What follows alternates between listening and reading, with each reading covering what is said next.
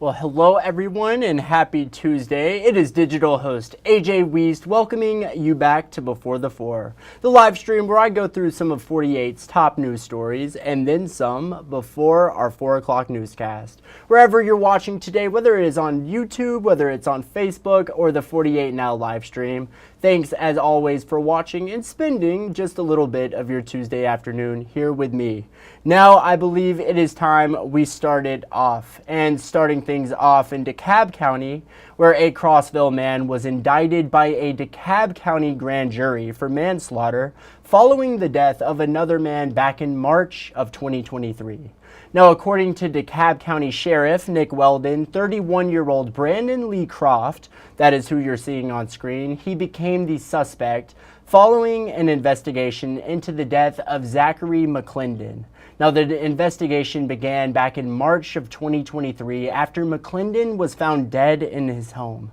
During the investigation, authorities said they learned that Croft allegedly supplied McClendon with a lethal dose of heroin laced with fentanyl. Croft's case was presented to the grand jury, which returned the manslaughter indictment. Croft was arrested and later released on bond. Now, the sheriff's office said it is the first overdose death case in DeKalb County that resulted in an indictment where a person has been charged with manslaughter for allegedly supplying drugs.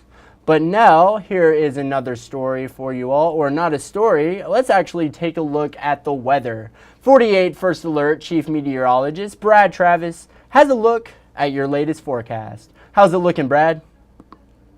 AJ, it's another cloudy day, but it's warm, it's muggy, and we just might hit 70 tomorrow ahead of a line of showers and thunderstorms that'll move through for this afternoon. We've had a few spotty showers down near Smith Lake. They're tracking northeast, but they're kind of fading away the farther north they go. So we don't anticipate a repeat overnight tonight, but we could see a few stronger thunderstorms late tomorrow morning into the afternoon. As we go into the overnight hours tonight, south wind pretty light. We're going to have some drizzle and fog perhaps like we had this morning.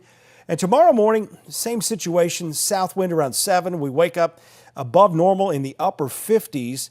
It's as we get past 9 o'clock, we start to see some scattered showers and thunderstorms ahead of a front that's going to cool us off as we go into the weekend.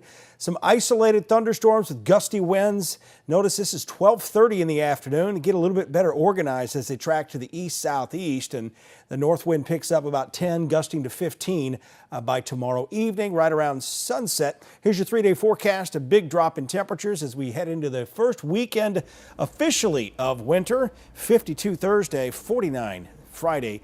At least we're going to see the sun again, AJ. That's right. Certainly excited about that. Love the sun. Don't love the cool weather too much, but I can definitely get behind some sunshine. But thank you, Brad. Now, earlier today, Athens authorities held a press conference on the recent cold case arrest of a man who was wanted for murder back on Christmas Day, 1997. Officials today said the suspect likely had traveled to Mexico after allegedly murdering Jose Salinas Gomez. But officials say he came back under a different name. He was 20 years old at the time of the alleged crime. 48's Noah Cowell with more details on this story. Christmas Day, 1997. The day investigators say Bernabe Roman shot and killed 21-year-old Jose Salinas Gomez at a backyard barbecue on Wheeler Street in Athens. Detectives told reporters at the time that Roman shot Gomez at point-blank range after the two got into an argument. Police officials said the two had been drinking all day. After the shooting, Roman fled the scene and police began the search.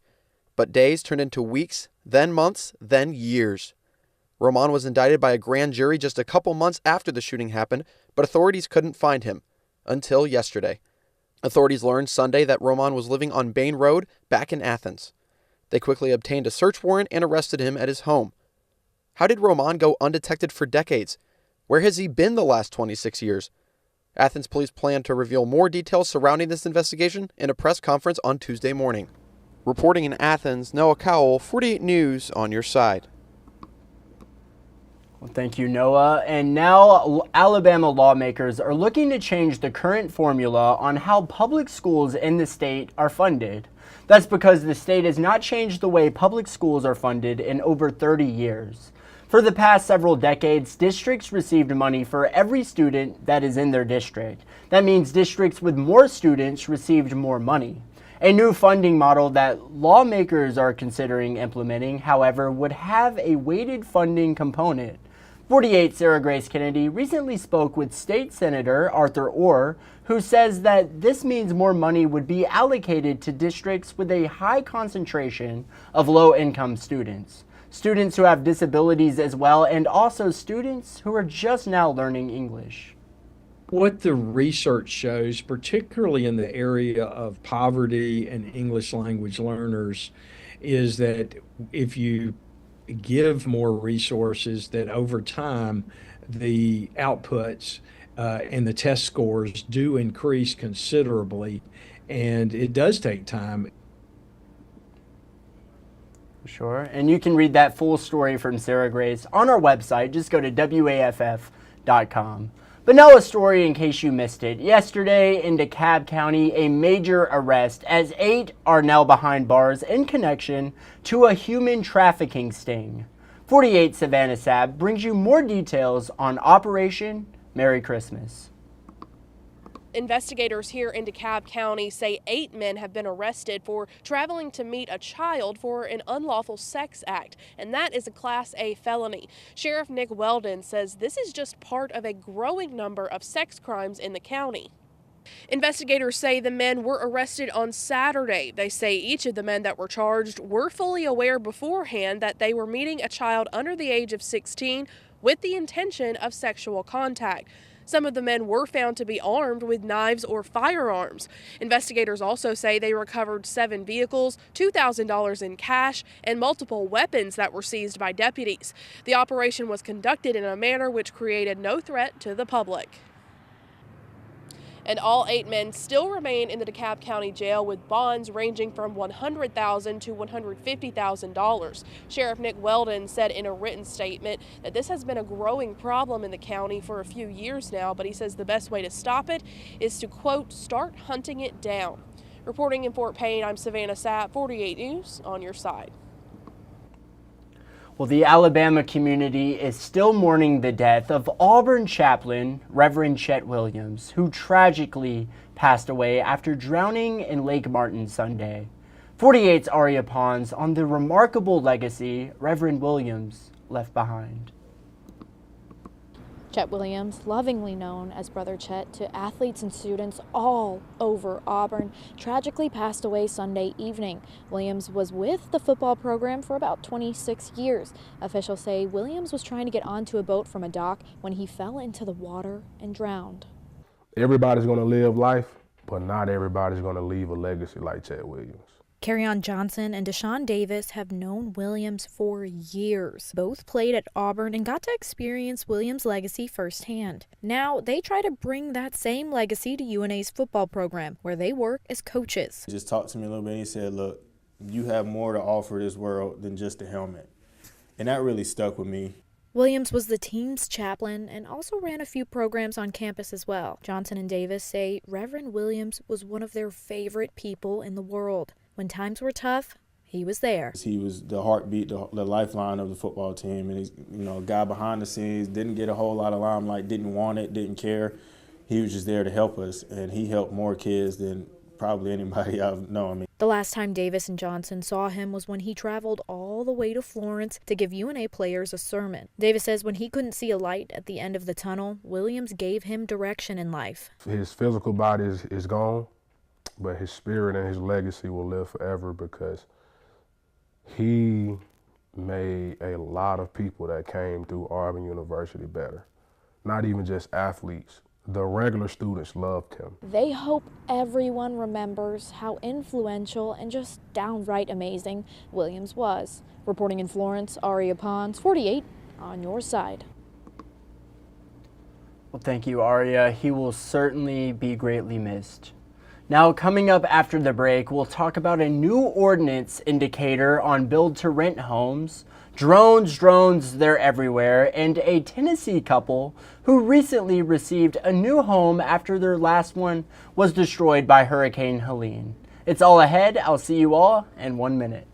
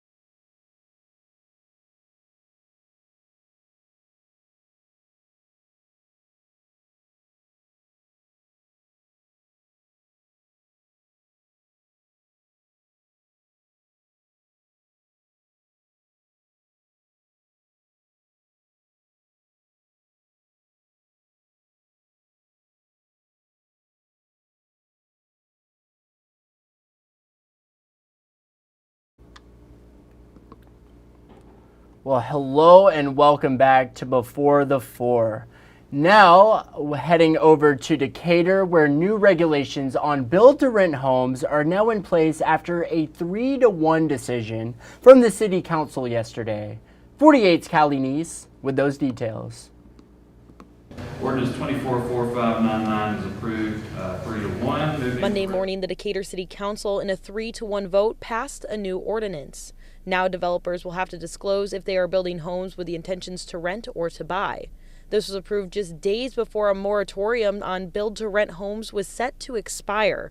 Councilman Carlton McMasters believes it's needed. Seeing more and more, especially with rental houses, and this is across the nation, that out-of-town investment groups are buying up single-family homes and renting them out. It takes away from the character of single-family neighborhoods, and I just feel it's very important that we protect our existing residents who have invested in single-family property. This comes after one of these investment groups started a build-to-rent neighborhood along Foxwood Drive Southeast and went bankrupt. Cliff Ritter is a member of the Homeowners Association to one of those neighboring subdivisions. He was glad to see city leaders act. So something was needed to prevent that from happening, and Carlton did a pretty good job, I think, of working on some restrictions for the build-to-rent.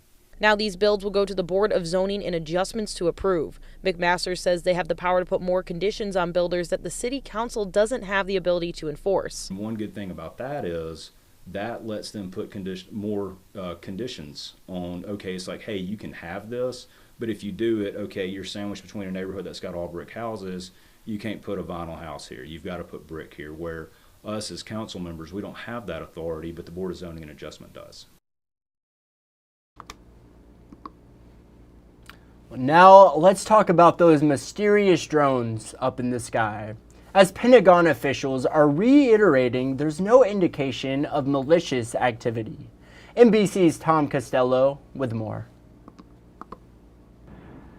With the Christmas travel rush just days away, overnight the government released a rare joint statement from multiple agencies about those drone sightings, saying we have not identified anything anomalous and do not assess the activity to present a national security or public safety risk over the civilian airspace in New Jersey or other states in the Northeast, though the push continues for answers about thousands of sightings. We want to make sure our skies are protected, and we don't want anyone using drones that's going to be harmful. New Jersey Governor Phil Murphy is pushing for legislation to give states more authority to deal with drones. It is extraordinary to me that a nation as great as ours and as powerful as ours has the deficiencies that we have now seen in living color as it relates to drone incursions. The NYPD says many of the tips they've investigated are actually planes, helicopters, even planets.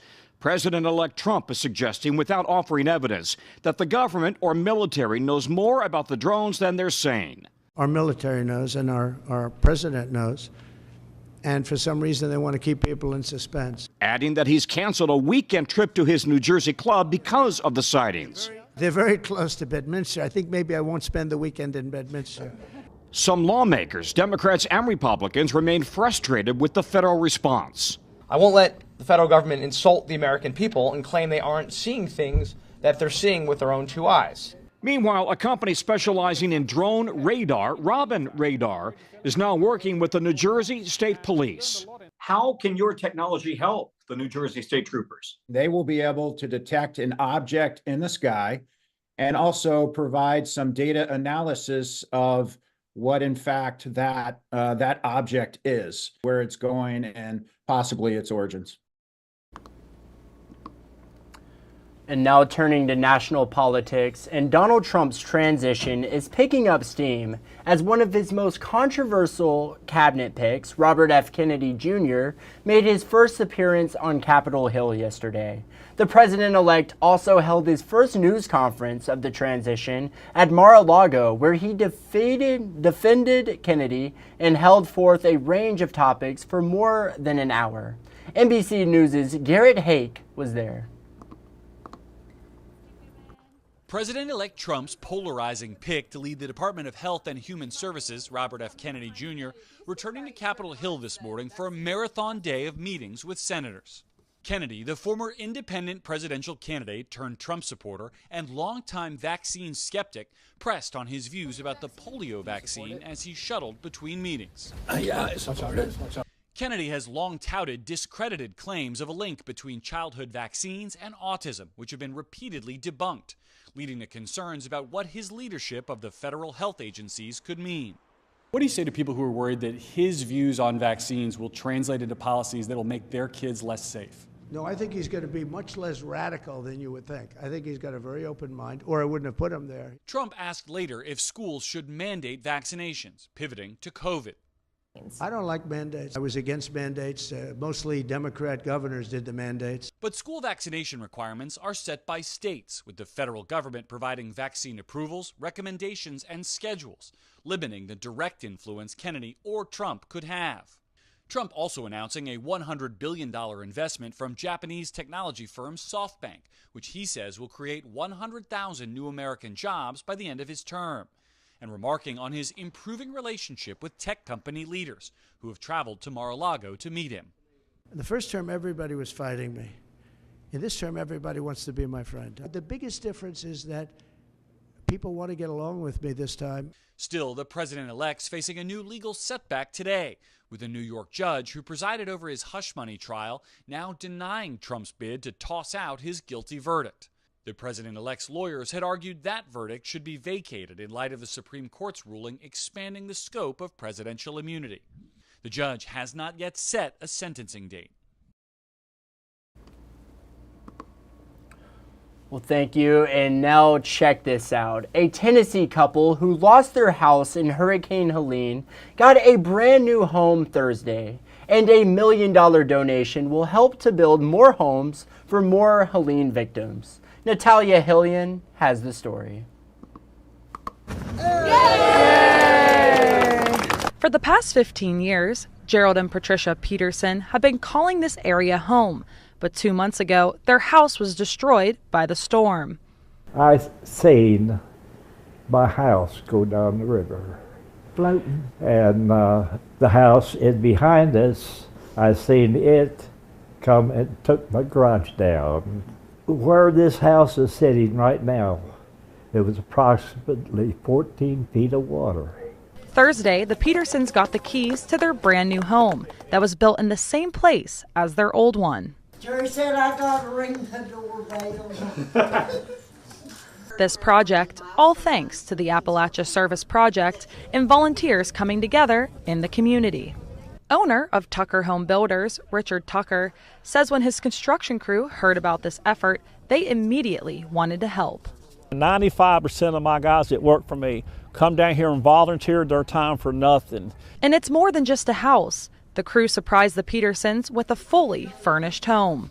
With furniture, towels, wash rags, rugs, lift chairs, lift beds, food, bananas, peanut butter. Mr. Peterson overwhelmed by the gift.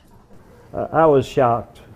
I was. And the tears come to my eyes. And the generosity doesn't stop here. Eastman Credit Union announced a $1 million donation to ASP so they can continue building even more homes for those in need. That donation will allow them to build more houses like the one that's behind us. $1 million will help them cover the funding gap for about 30 to 40 new homes. A life-changing project for families like the Petersons. Incredible story there, and that is a story I would describe as a story that you were just not going to want to miss. And speaking of those stories, let's head into the stories you're just not going to want to miss in our evening newscast. The alleged shooter at the Huntsville Twin Peaks last month making a court appearance today. Get those details coming up. Another story you're just not going to want to miss, the latest on the Bell Mina rock quarry situation. And finally, an awesome story on a third grade horse rider rumors, the last I've heard, she is a champion, but you're just going to have to find out yourself in our evening newscast. And those are just a few of the stories you're just not going to want to miss coming up in our evening newscast. Now it is time for Facebook fun, of course. And our 48 Facebook question of the day was, what is a TV show that started out really good but then went downhill? Let's see what you all had to say. Pat said Grey's Anatomy has definitely outlived its entertainment value. A popular comment from you all today. A lot of people were saying Grey's Anatomy. I am going to not give my opinion on any of this at all. For one, I haven't seen Grey's Anatomy, but also I like me a good show. I don't like shows that go downhill, of course. But Pat, thank you so much. Liana said The Walking Dead, House of Cards. Two other very popular comments today. Liana, thank you for commenting. Jessica also said The Walking Dead, but we have an explanation. The first batch of seasons were amazing, and the latter half of the show was inconsistent, and with the departure of key characters and the inconsistency in writing, it has hurt an otherwise amazing show. Jessica, I definitely appreciate your insight. I have heard nothing but good things about The Walking Dead. That is for sure. But Jessica, thank you so much for commenting. And then Bonnie said, all the recent ones, it's the oldies but goodies that stay around. Absolutely. I can name so many old shows that have stuck around and they're just incredible. But yes, Bonnie, thank you so much for commenting. Well, that just about does it for today's Before the Four. I want to thank you all for sticking around and spending just a little bit of your Tuesday afternoon here. I hope you all enjoyed tonight's evening newscast. And as always, thank you for watching, and you all have a great night.